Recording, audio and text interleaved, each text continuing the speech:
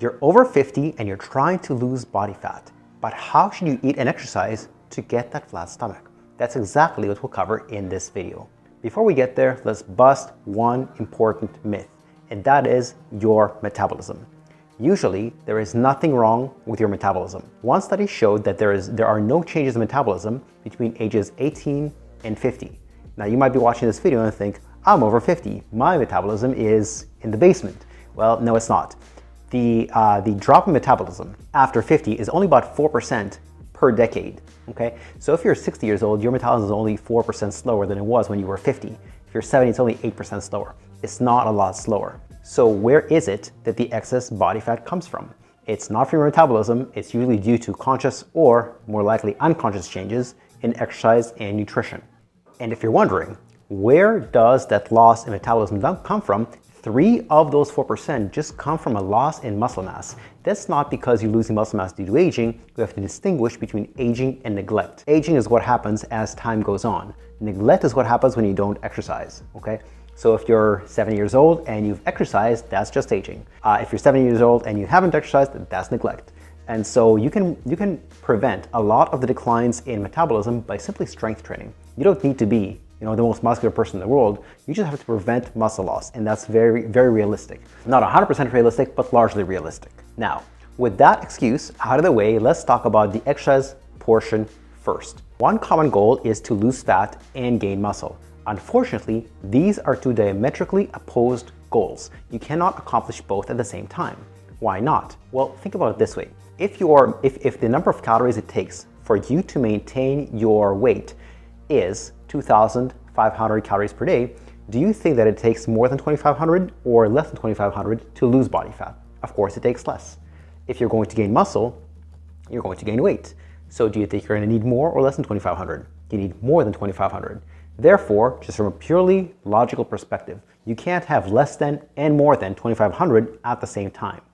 So if your goal is to both lose fat and gain muscle, don't do them at the same time. Divide it up into a phase 1, phase 2. My recommendation is fat loss first, muscle gain second, if you're a man with more than 18% body fat or a woman with more than 25% body fat. If you're a man below 12% body fat, you can gain muscle first, and a woman below 18% body fat, you can gain muscle first. If you're in between those ranges, your choice. Having said that, let's talk about fat loss, because that's what the topic of this video is really about. Let's talk about exercise for fat loss. Big picture, what is the purpose of exercise in a fat loss phase? You're not trying to build muscle because it's very difficult to do so in a caloric deficit. So that's not the goal. The goal of exercise in a fat loss phase is to retain muscle, because the goal is fat loss, not weight loss. You want to retain as much muscle as possible, and you really need 2 elements in order to do that. One is strength training. You need to send your body a powerful signal that I need this muscle. Hold on to it. Get rid of everything else that's not this. That's element number 1, strength training. Element number 2 is adequate protein, which we'll talk about later in this video. As long as you have these 2 elements, you'll be able to retain as much muscle as possible while losing body fat. The consequence of not strength training while you're losing weight is you lose a lot of muscle. As much as 40 or 45% of the weight that you lose in a weight loss phase, if you're not strength training, is lean tissue. Now, granted, not all lean tissue is muscle tissue. Some of it is water that you shouldn't have had. Some of it is intramuscular glycogen. There's a lot of stuff you lose that's not muscle, but you'll also lose a lot of muscle. And so, how should you exercise if the goal is muscle retention, not necessarily muscle growth, in a fat loss phase? So we need to know certain parameters. Just like when a doctor prescribes a medication, there's a lot of precision behind it.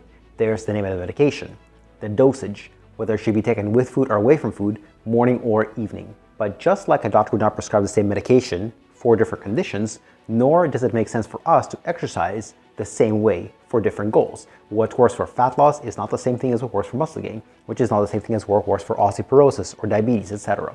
So what are the parameters of exercise prescription? When it comes to strength training, it's frequency, how many days per week, intensity, how much weight are you lifting, and number of sets and reps, okay? So let's divide it up. The first question that we must answer is, what's superior, full body workouts or body part splits? Body part splits are when you do, for example, 2 body parts in one day, two or three body parts in a different day, etc. And so full body workouts are far superior for the majority of the population. For 95, 99% of people, full body workouts are the way to go. The next thing we want to know is frequency. You want to be exercising strength training specifically about 2 to 3 days per week. Then we want to know how many sets and repetitions. If you're on a low carb diet, you should use lower repetitions and more sets. So 5 to 8 reps is really all you need. The reason for that is because above 8 reps, you're starting to use carbohydrates as a fuel source. So if you're in a low carb diet, these workouts will be extremely fatiguing. But if you're not really modifying your carb intake, which we'll talk about how to have high carbs and still lose body fat later, then it doesn't matter what rep range you use as long as you're using sufficiently heavy enough weights with sufficient effort. How do you know you're putting in sufficient effort? You should be doing between 5 and 15 repetitions per set. Now, you know that if on the last repetition of your set, if you were to ask yourself, how many more could I have done? The answer should be maybe 1 or 2 more. If you think you could have done 3 more, the weight is too light, or you're not getting close enough to muscular failure. So that's the key to maintaining muscle as you're losing body fat. So those are our sets and reps. And so speaking of sets, that's about 3 to 4 sets. So that is the purpose of strength training in a fat loss phase. Now you might be wondering, what about cardio? Doesn't strength training build muscle and cardio burn fat? Kind of. Cardio burns calories. Some of those calories will be fat calories. Some of them will be sugar or glucose calories or glycogen. And so what is the purpose of cardio in a fat loss phase? The purpose of cardio is twofold. 1, to burn additional calories, and 2, just general heart health. And so to that end, we want to know, again, the parameters of exercise prescription for cardio. That is the frequency, the intensity, and the duration. So let's talk frequency first. Cardio is lower priority than strength training. So if all you have is 2 or 3 days per week, you should absolutely be doing strength training only with no necessity to do cardio. Now, if you have more days per week than that, you can, whatever days that aren't strength training should be cardio days with maybe 1 day per week completely off from everything, except for maybe very low intensity stuff. The more cardio you do, the lower the intensity should be. If you're only doing cardio once per week, you could be doing high intensity interval training. What is that?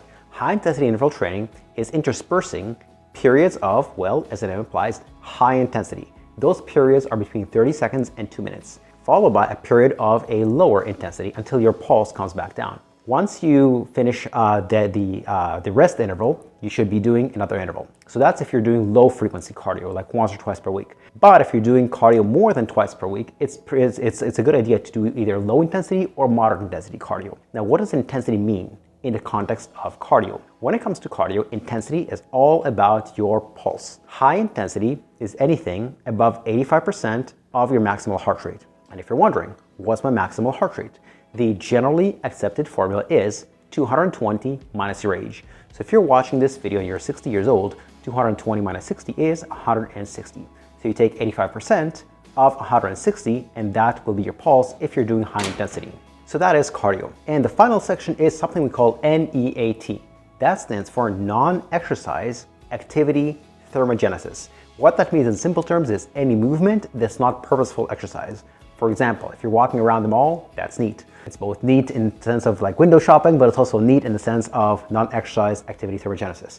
If you're gardening, it's not exercise. It's not a deliberate attempt to improve your endurance or strength, but it's neat. If you're walking on the treadmill at a very low speed, very low intensity, it's not going to improve your endurance, but it will burn calories. So neat is the final component of, it's not really exercise, but it adds to calorie burning. Now, if all this is too confusing for you and you want something handed to you on a silver platter, we have a special fitness program individualized for people over 50. If you click on the link in the description below, it'll take you to our homepage where you can fill out an application form to see if we can help you. This is not a sales pitch. There is no obligation and there is no hardcore sales pressure. This is just to see what's your situation and can we help you get to where you want to be.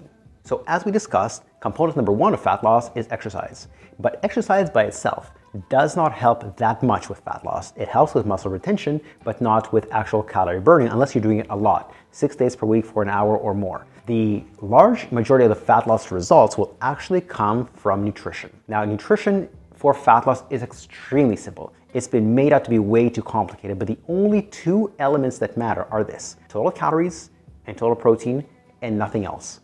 Whether you eat after 6, you don't eat after 6, doesn't matter. If you have 2 big meals per day or 5 small meals per day, doesn't matter.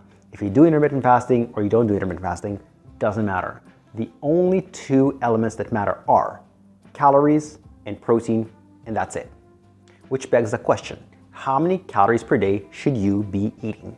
So the way to figure that out is you multiply your current body weight in pounds by 13 and add in exercise. That's approximately how many calories you're currently eating.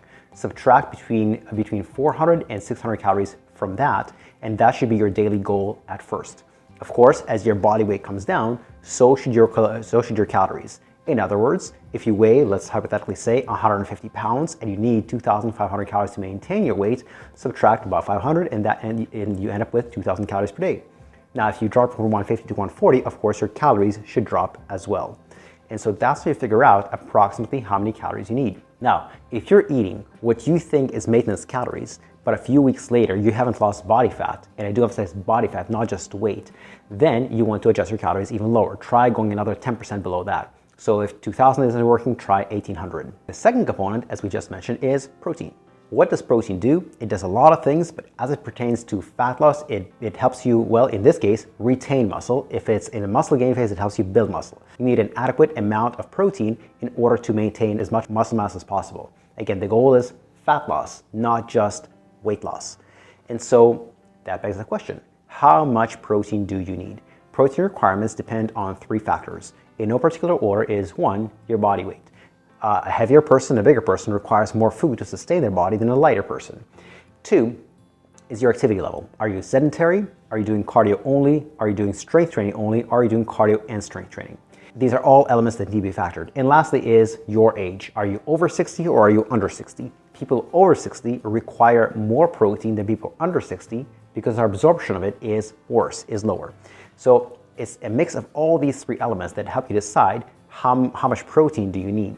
Now, if you want all these guidelines specifically for you, there's a special protein calculator linked in the description below where you'll be able to find exactly your protein requirements based on your individual data. And so that's how you figure out your protein content. Now, remember this, 1 gram of protein contains 4 calories. So if you're supposed to be eating 2,000 calories per day, and out of those, 150 grams are supposed to be protein, that means 150 grams times 4 calories per gram makes 600. So you're getting 600 calories of protein, hypothetically, which leaves you with 1,400 to fill up with whatever you want. And I literally mean that, whatever you want. You can have broccoli, you can have rice, but you can also have a pizza and a chocolate cake, as long as you've met your minimum for your protein and your maximum for your calories. You can fill it up with whatever you want. If you like this information and you want more information just like this, I have a special newsletter for people over 50. If you click on the other link in the description below, that'll give you the opportunity to subscribe to that newsletter, and you always have the chance to unsubscribe. Now, you can do lots of things to help you implement these suggestions. You can go on YouTube and watch more videos. You can see a dietitian. You can join a gym and do group fitness classes, but these are all options. What's the single best option? Check out this video on your screen right now to help you figure that out.